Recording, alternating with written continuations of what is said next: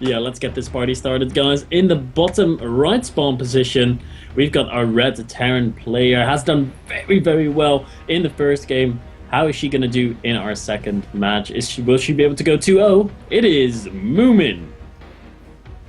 And in the top left spawn position, her opponent playing in blue, the UK Zerg player. Playing for Roar, it is, of course, AndyPandy. One of the funniest names in StarCraft 2. I mean, I love the names that rhyme and that, make funny sounds. I love funny sounds. I like funny sounds too. Do you have a favorite funny sound, Lurlian? A favorite funny sound? Oh, that's a tough one. We'll get back to that in the next game, okay? I was trying to troll you there, make you like imitate it on stream, but you didn't fall for it. you ruined my evening, man. But yeah, in terms of opening, I grant you your wish, man. I already made them spawn cross, so give me a little bit of credit here, okay? Okay, that's fine. I'll accept that for the moment. And what I'll also accept is the fact that Moomin is going for a command center first. I think that's such a smart choice, really mixing it up from game one, and that's exactly what you want to do. It may throw AndyPandy off, who may be going to be a little more cautious, but these two are really just setting it up for a long macro game, to be honest, and there's nothing wrong with that on Whirlwind. It's a large map, as we've mentioned, and getting into the mid and late stages is really where you want to be. It is where she wants to be. I mean, that's really where our Terran player did extremely well in the last series, was in the mid to late game. Early game, a little bit of harassment, expanding and getting the strategy worked out. She didn't even try to hide her strategy. I mean, that armory was in plain sight. The Marauder was in plain sight. Everything was like, okay, well, you can see what I'm doing. I'm not trying to hide anything here. And still she was able to win the game straight up by macro play and just pure power. So I don't blame her at all. She's going to go immediately command center first and try to get to the mid game as fast as possible, where she can possibly utilize the Hellbat drops again. And I think utilizing those Hellbat drops would be a really smart move, because even though there wasn't a huge amount of damage done, it allowed additional bases to get secured. And I think that's the sort of fundamental thing that allowed Moomin to win that first game, was that the economy became better, you got a larger army out, and there was no bad engagements. And if Moomin follows that same strategy yet again, then she should be fine, especially going into the mid and late stages where she seems so comfortable on Star Station. Yeah, and this is another big map, just like Star Station Cross Spawns is, so should be a really good match here. A third base, really early one for AndyPandy going down. Pretty greedy here. Did he even make any queens? Yes, he did start both his queens before he got that additional hatchery down, so he will be able to start some creep spread. Of course, very important to have creep spread in case of any kind of harassment that can happen at the third base. Not so much air harassment that you have to worry about anymore, though. It's really just harassment by ground or by medevac. It's been a long time since I've seen very Banshee heavy openers. Have you? No, I haven't seen many of those either. I think the main thing is it's such a large investment to do it, and it's just kind of fallen out of favor with better strategies coming out. It's a shift in the metagame. If this was Wings of Liberty, then every game started with like two Cloak or no Cloak, Cloak Banshee and like Reactor Hellions. So that's really where there's been a big shift. But currently we're actually seeing Moomin get a couple of extra barracks down, switching over the factory. But AndyPandy yet again going for that Roach Warren, which I really like this. It's something which Snoot does really effectively against every Terran player. Just gets those roaches out nice and early. It fends off most of the openings from Terran really nicely. And if those pushes don't come, then you can really counter push and have potentially a lot of damage done to your opponent. Yeah, the Roach is very important. I mean, that's the way how Snoot was able to win I-48, basically. There's the continuous attacking with the Roaches against Terran players who are playing super, super greedy, like getting a command center first, going into Reactor Hellions, and then getting a third command center. That way, you're very vulnerable against the Roaches, but that's not what AndyPandy is going to be going for. These are just defensive Roaches. He's popping out 4 of them, and they're going to be helping against dealing with the Hellions that are currently skirting their way across the map.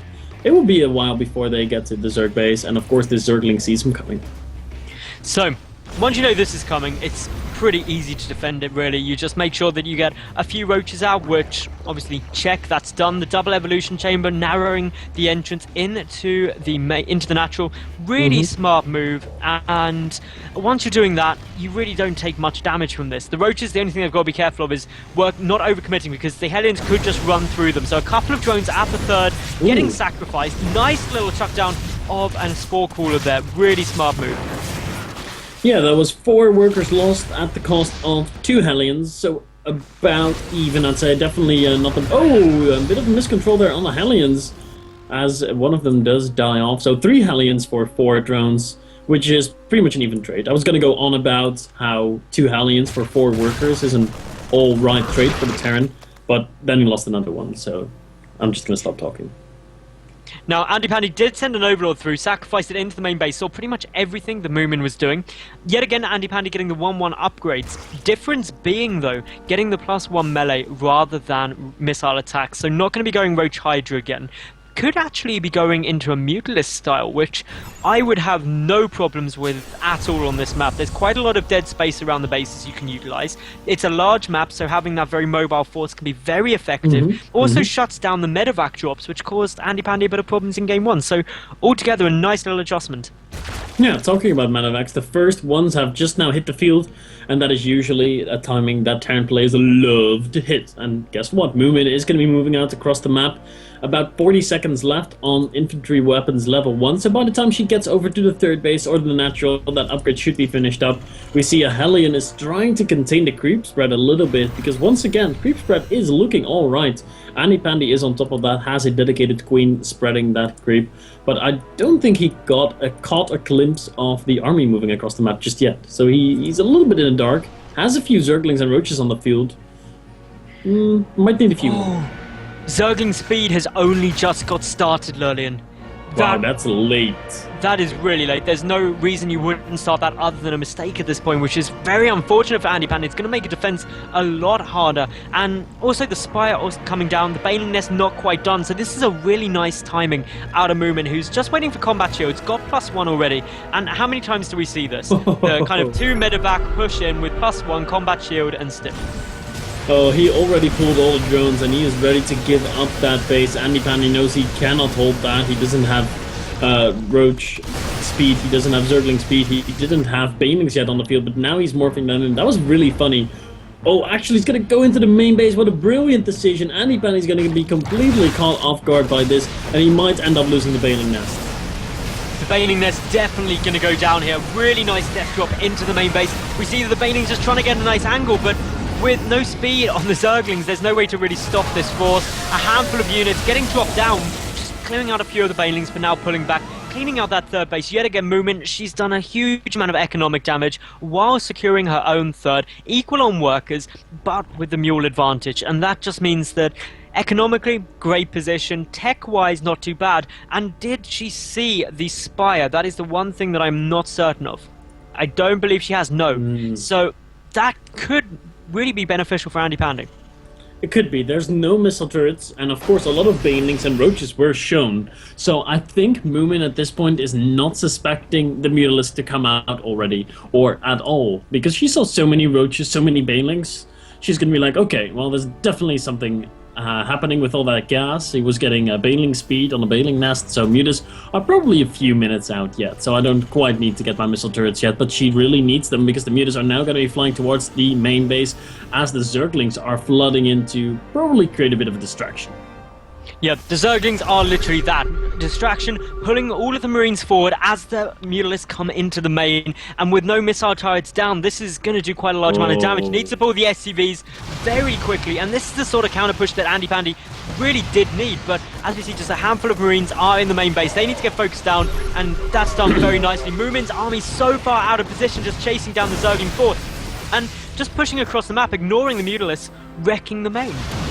Oh, he could just camp the production facilities right now, and he will be forced to retreat. A lot of good Baneling hits in the middle of the map. The army from Moomin is going to get cleaned up here. Really good Baneling hits, and the Mutas are still in the main base doing a lot of damage. There's only a few Marines here. They need to get in the bunker. Only 3 Marines left alive in the base, and of course the Marines come out one by one. This really is a good opportunity for AndyPandy to go in and do some counter damage. He might be able to focus down one of the supply depots, enabling the Zerglings to get in. Now, as we see, these mutalisks are being used so cost effectively. It's absolutely brilliant to watch, and with so few Marines on the field, AndyPandy's just got a bit of a field day here. Focusing down that supply depot and in-stream the speedlings. This is now where a lot of damage is going to get done. It could even be GG right now. Lots of SCVs starting to die. Just not enough units down on the field to really defend against all of this. The Mute is taking a bit of fire from the missile turret, but this is catastrophic amounts of damage being done to Moomin here. It's definitely a lot of damage. Might not quite be game ending yet, because AndyPandy has been droning up a little bit more behind this, has re-established his 4th base, isn't upgrading though. That's something we need to point out. If he wants to go ahead and play this game out all the way, he needs to start his upgrades, he needs to get a hive, he needs to get an infestation pit and all that kind of stuff. He is getting 2 additional hatcheries, macro hatcheries in his main base, which is kind of showing me that he wants to keep on putting the aggression and not worry about the late game as much. He's really got to try and end it relatively quickly, in my opinion, because he's getting behind in upgrades quite substantially, and that lack of upgrades could be a bit of a problem. And really, the Mutas are doing precisely that. They're pushing in, they've cleaned out all of the mineral line in the main base, and now just working down the orbital command. You can't pull the units back to defend this too easily, because you open up your 3rd to aggression from Zerglings. Luckily for Moomin though, AndyPandy doesn't really have many on the field over on that side of the map, so the Mutas just working away, they're engaging those Marines head on, and AndyPandy is taking quite a substantial lead here. The only concern though is Moomin is going for a counter push. Yeah, he is. Oh, he's going into the natural right now with his mutas to go in and kill the last remaining SCVs at this base. That might be a good decision. At the same time, though, Moomin is on the other side of the map, and that's a lot of Marines doing some damage here. How many Zerglings are out on the map? Only 19 Zerglings right now, so he needs to morph in some additional ones. 21 Banelings on the way, and that natural orbital command is gonna die, Mattles. The only thing AndyPandy needs to do is stop that small army in his main base right now. And he's he's got so many units here. The Banelings already starting to waddle the way over. Big connections go straight down, and I don't want to call it too early, but this is GG. I don't want to call it too early. Well, you definitely were not too early there. I mean, it took at least one more second for Moomin to GG out there.